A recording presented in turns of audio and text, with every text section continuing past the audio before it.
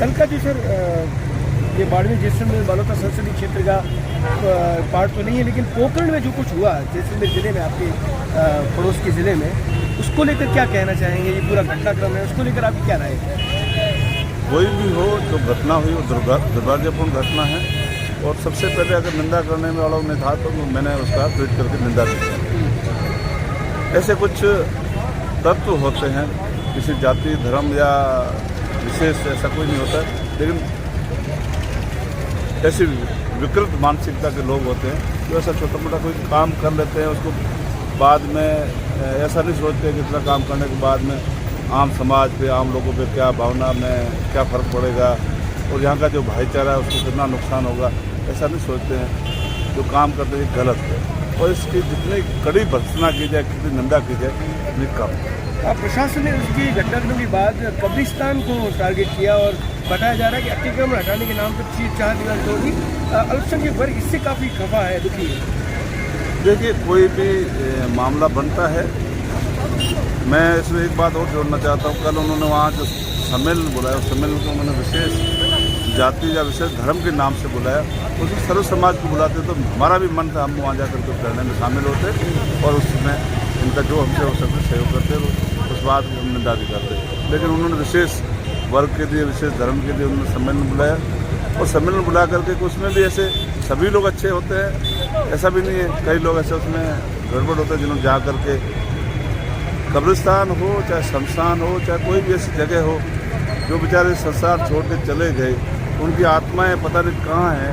अलग अलग धर्म के मामले में अलग अलग लोगों की मानसिकता है कि वहाँ आत्माएं हैं। उन जो मृत आत्माएं हैं उनको तकलीफ पहुँचाने से अगर उनको कोई फ़ायदा हुआ है तो ये एक बात नहीं, एक कब्रिस्तान में 10 कब्रिस्तान को ये दिखे रहे हमें कुछ। आपका जो समाज है उन्होंने भी एक बड़ी बैठक बुलाई है और बताया है कि इसको लेकर ज्ञापन लिया जाएगा।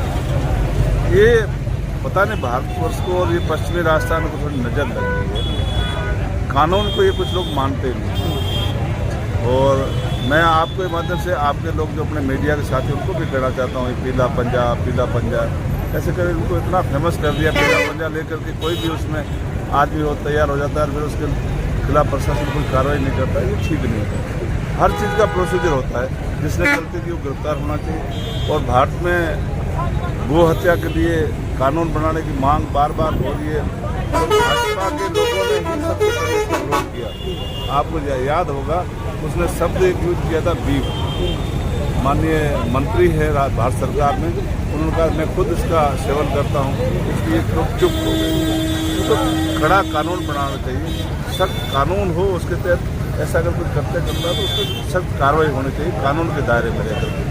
कोई भी आदमी खड़ा होकर के लाठी लेके चला जाए, सामने वाले को, गरीब को, कमजोर को मारने की कोशिश करे या उसके धर्म को ठेस पहुँचाए, ये गलत है। स्वरूप सिंह खाला ने एक बयान को कोट किया आपके, जिसमें आपने कहा कि हम विधायक को अम्मा कहते हैं।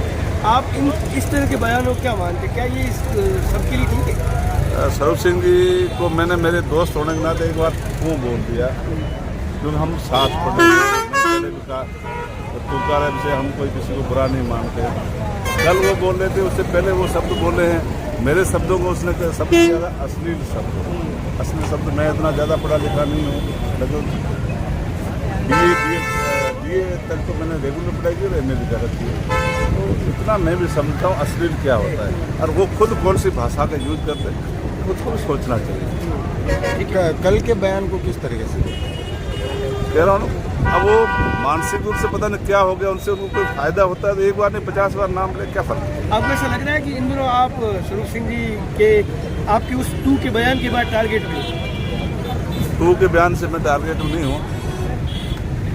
भाजपा वालों को और मेरे राजनीतिक विरोधी जितने लोग हैं उनको ये समझ में आ गया कि सिम में और बाड़मेर में किसी को कमज़ोर करना है या हमारे मुकाबले में कोई है, जो मुकाबले में होता है उसी को लोग टारगेट करते हैं। तो मैं अपने आप में ये महसूस करता हूँ कि अब मैं शायद उनसे ज़्यादा मजबूत हूँ, इसलिए वो मेरे को टारगेट करते हैं।